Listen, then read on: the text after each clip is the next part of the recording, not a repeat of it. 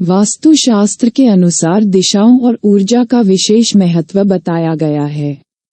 वास्तुशास्त्र में दिशाओं को लेकर भी कई सारे नियम बताए गए हैं और शुभ काम करने को लेकर भी दिशा का महत्व होता है।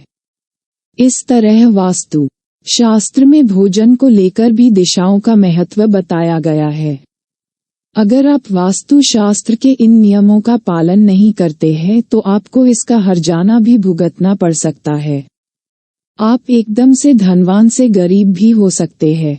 आइए आपको बताते हैं भोजन करने के कुछ नियमों के बारे में। वास्तु से जुड़े नियम। वास्तु शास्त्र के अनुसार खाना खाते समय वास्तु के नियमों का ध्यान रखना बेहद जरूरी है। वास्तु शास्त्र के अनुसार खाना खाने के लिए सबसे अच्छी दिशा उत्तर दिशा और पूर्व दिशा को माना गया है, तो दूसरी तरफ दक्षिण दिशा को भोजन करने के लिए अशुभ बताया गया है। दक्षिण दिशा को यमराज की दिशा माना जाता है। अगर आप इस दिशा में मुंह करके भोजन करते हैं तो आपकी उम्र कम हो सकती है। इसी तरह वास्तु शास्त्र के अनुसार खाना खाने के लिए पश्चिम दिशा को भी अशुभ बताया गया है।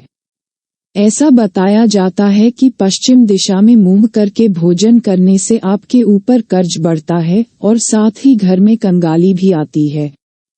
इसलिए आपको भोजन हमेशा पूर्व या उत्तर दिशा में मुंह करके करना चाहिए।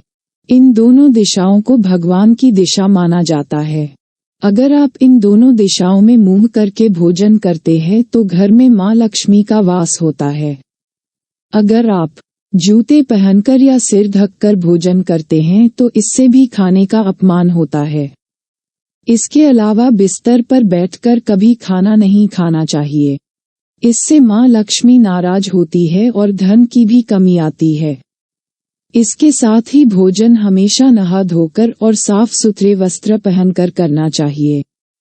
नहा धोकर भोजन करने से मां लक्ष्मी की कृपा आप पर बनी रहती है और आपके पास पैसों की कभी कोई कमी नहीं होती। इसके अलावा कभी भी टूटे फूटे बर्तन में या फिर हाथ में लेकर खाना नहीं खाना चाहिए। वास्तु शास्त्र के अनुसार हमेशा रसोई में या उसके आसपास बैठकर ही भोजन करना चाहिए। हमेशा ऐसी जगह बैठकर भोजन करें जहां प्राकृतिक प्रकाश और स्वच्छ वायु मिल सके। हमेशा उतना ही भोजन थाली में लेना चाहिए जितना आप खा सके। भोजन को झूठा छोड़कर उसका अपमान नहीं करना चाहिए। ऐसा करने से घर में धन और अन्न की कमी आती है।